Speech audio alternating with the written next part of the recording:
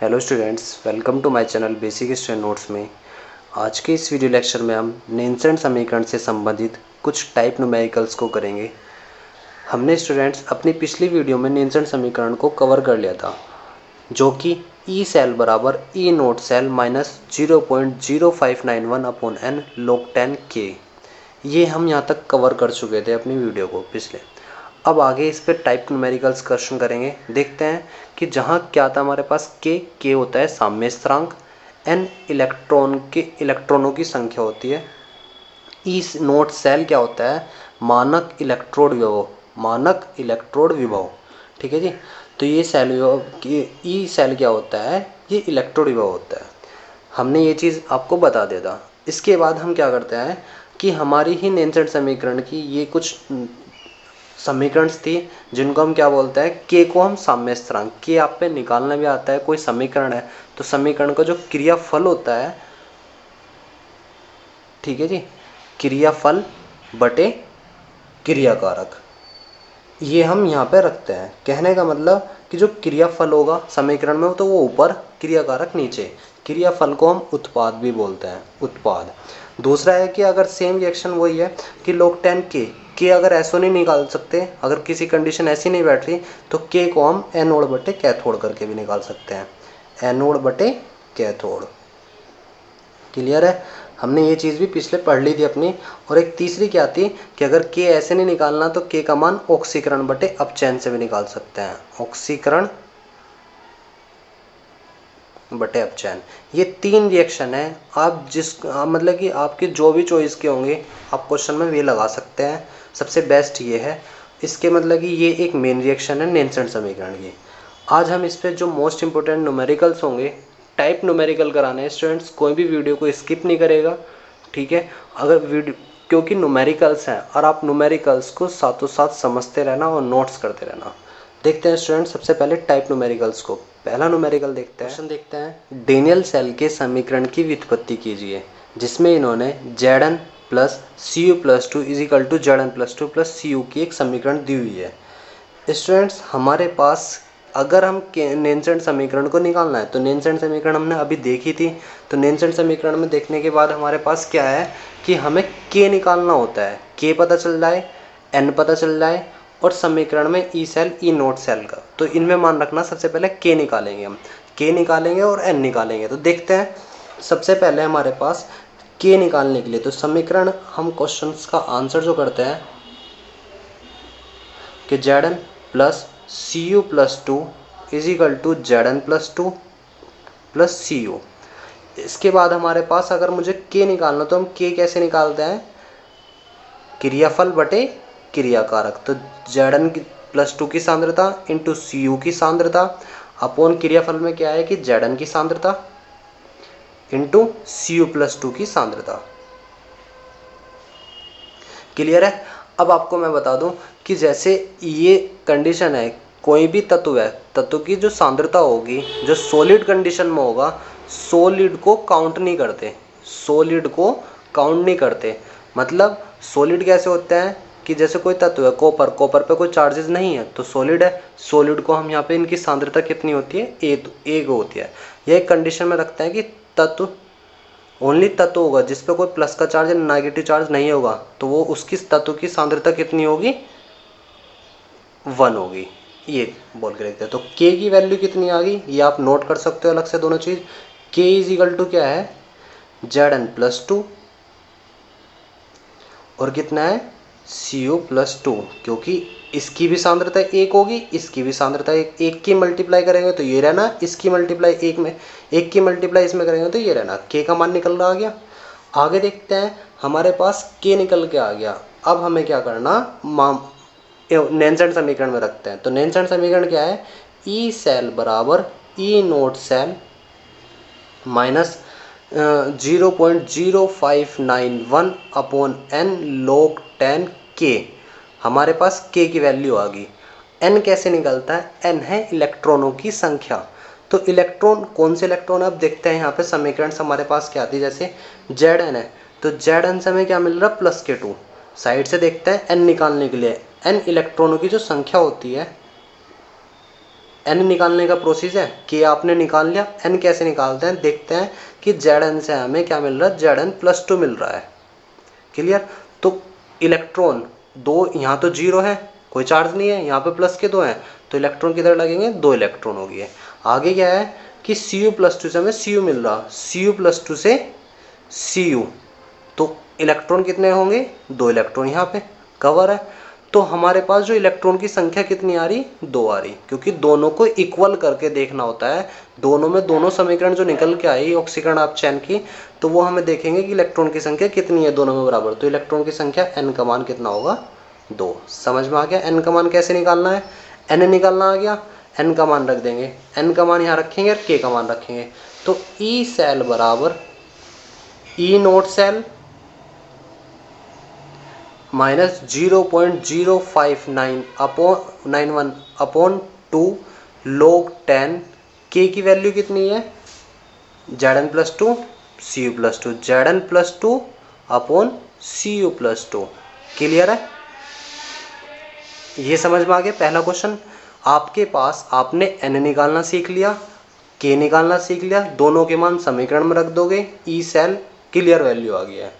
नेंजन समीकरण की व्युत्पत्ति करनी थी, हमने दो मान निकाल के कर दिया है। इसके बाद हम नेक्स्ट टॉपिक पे नेक्स्ट टाइप का क्वेश्चन करते हैं, देखते हैं। सेकंड क्वेश्चन देखेंगे नेंजन समीकरण का ही। एक सेल के ईएमएफ होता है विद्युत वाहक बल, जिसको इलेक्ट्रिक मोटिव फोर्स का परिकलन कीजिए जिसमें निम्नलिखित अभिक्रिया होती है। यहाँ पे इन्होंने ई नोट सेल का मान भी दिया हुआ है जितना 1.05 वोल्ट दे रखा है।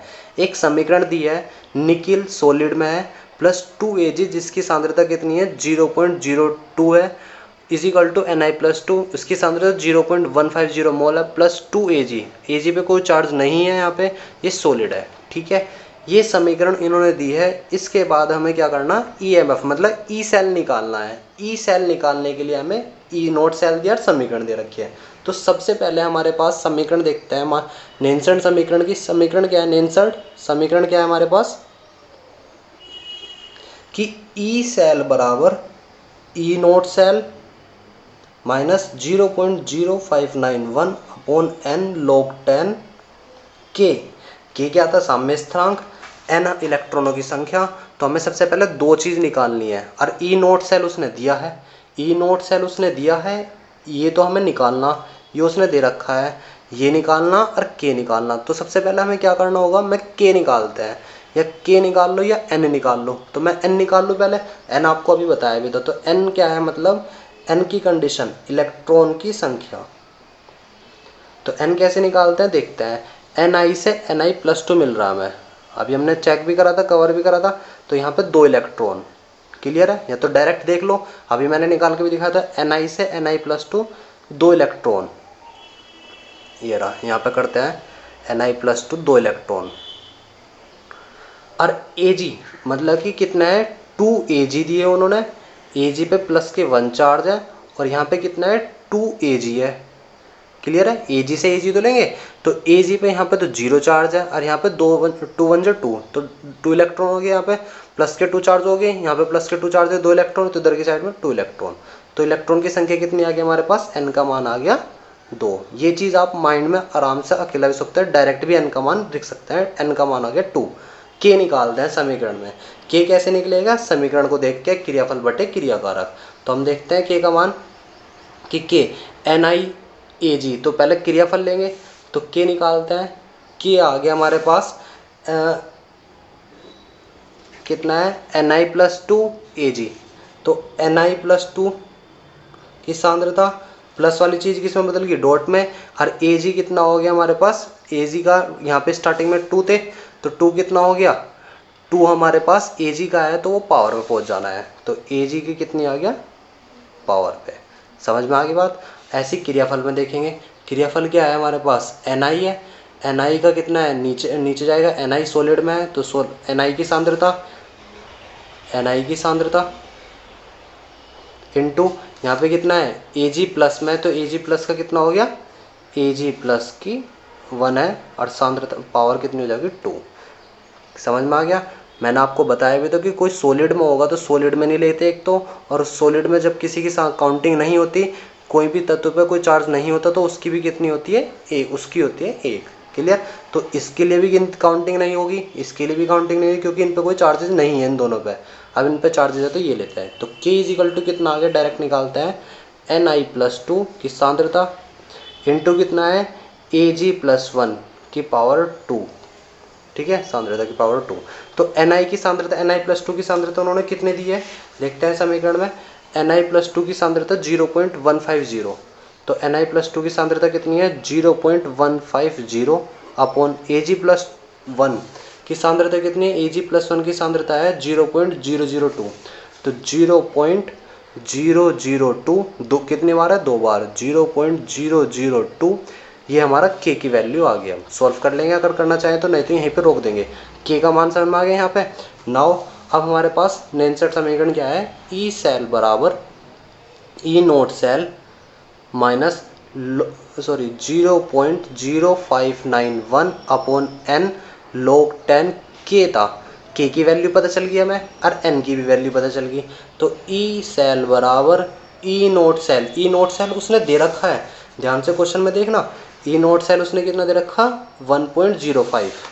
तो ई नोट सेल उसने कितना दिया हमारे पास 1.05 माइनस 0.0591 अपॉन n की वैल्यू 2 है, log 10 k की वैल्यू कितनी है 0.150 अपॉन 0.002 इंटू 0.002।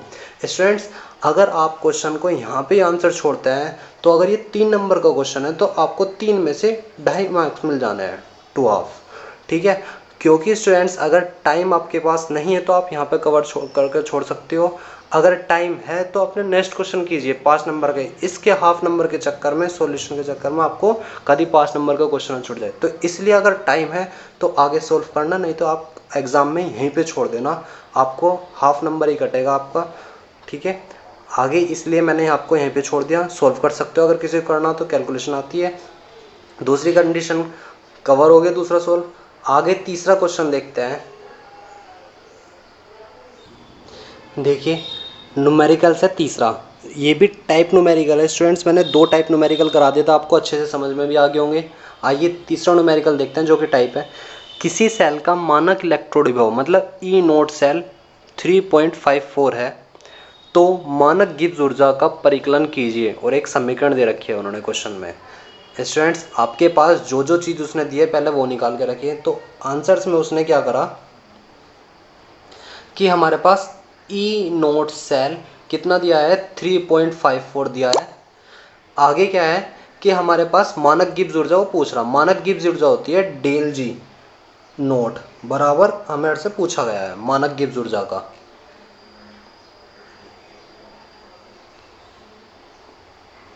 क्लियर है, आपको मानक गिब्स ऊर्जा डेल जी। इससे पहले आपको एक न्यूमेरिकल्स मैंने ये करा दिया मानक गिब्स ऊर्जा पर भी, मतलब न्यूमेरिकल्स ने थ्योरी करा रखी है। आप थ्योरी का मतलब कि एक एग्जाम्पल वो बताता हूँ आपको, एक इसका फॉर्मूला कि डेल जी बराबर कितना होता है, डेल जी बराबर होता है -NF ई सेल। पिछली वीडियो में करा के आ चुका हूँ इस चीज़ को। तो इसी के साथ साथ डेल जी नोट क्या होता है, मानक गिब्स ऊर्जा -NF ई नोट सेल। अगर यहाँ पे गिब्स ऊर्जा है तो ये इलेक्ट्रोड विभव है, यहाँ पे नोट लगा देंगे, मानक गिब्स ऊर्जा जाओगे तो यहाँ पे नोट लग गया तो ये मानक इलेक्ट्रोड विभव हो गया। समझ में आ गया। तो मुझे जो से फॉर्मूले की जरूरत है ये हमारे पास इसकी जरूरत है, तो हम ये वाला देखते हैं।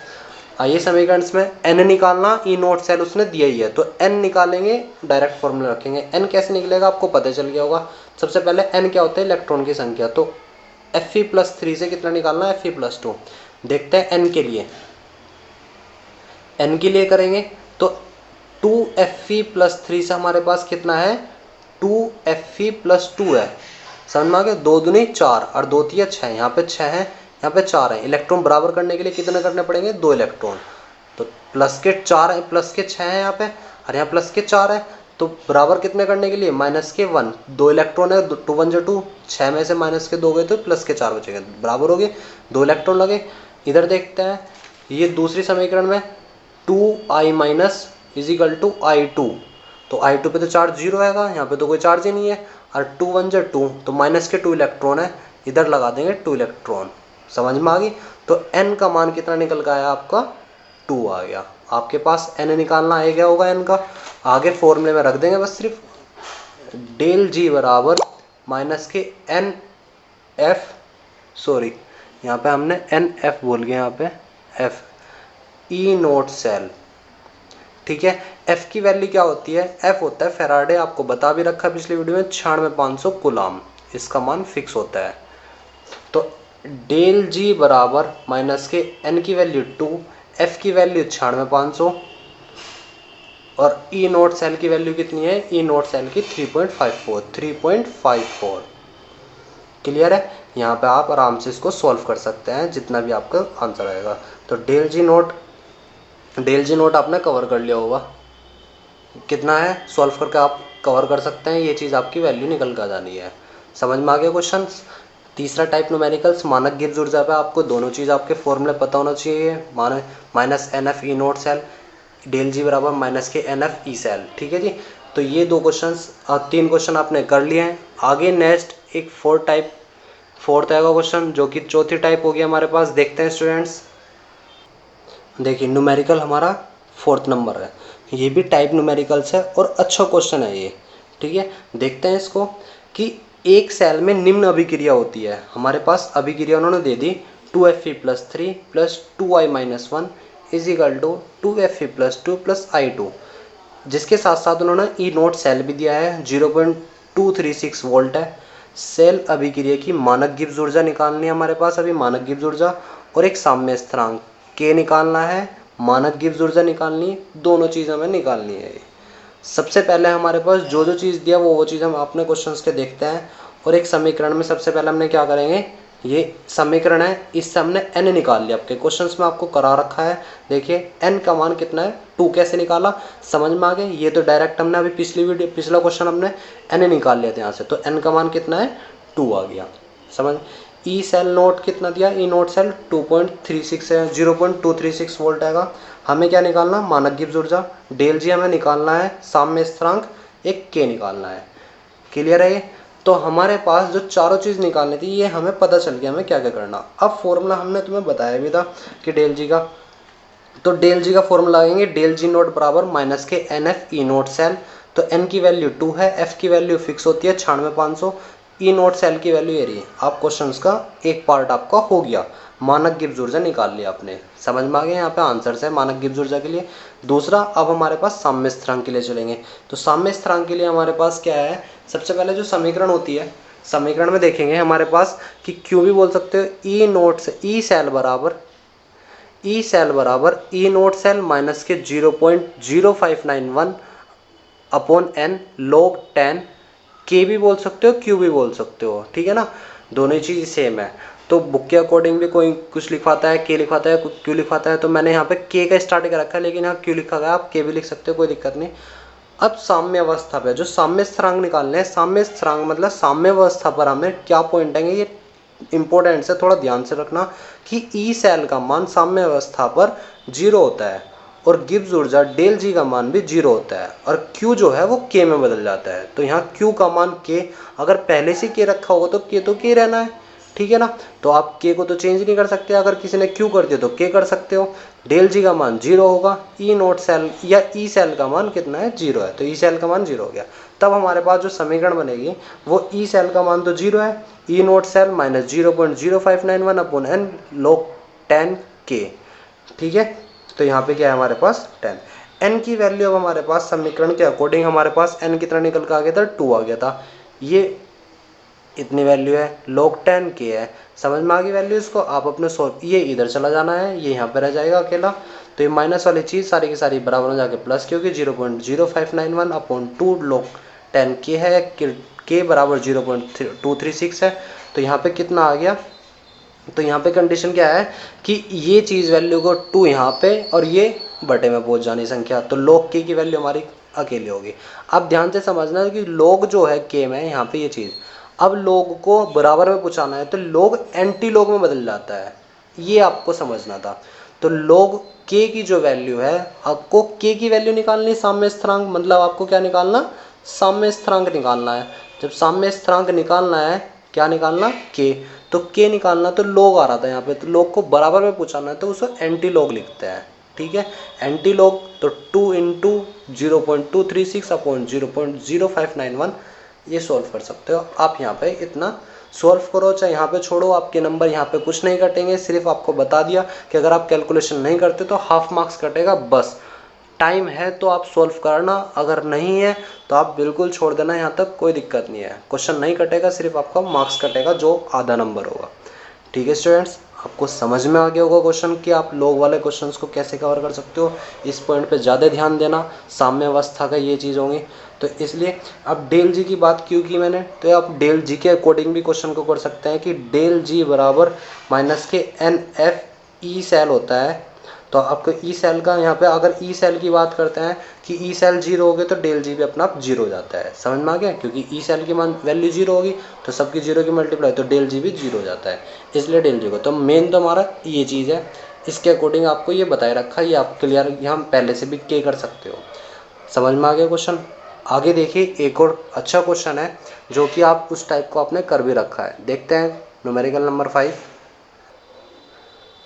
यदि कॉपर इलेक्ट्रोड का मानक इलेक्ट्रोड विभव 0.34 वोल्ट प्लस के है तो 0.1 एम सांद्रता पर कॉपर आयन Cu प्लस का है आयन युक्त विलयन के कॉपर इलेक्ट्रोड का विभव क्या होगा। तो Cu पे जो आयन है तो वो कितना है, प्लस के 2 चार्जेस का है, तो उसकी सांद्रता कितनी दी है, 0.1 एम दी है।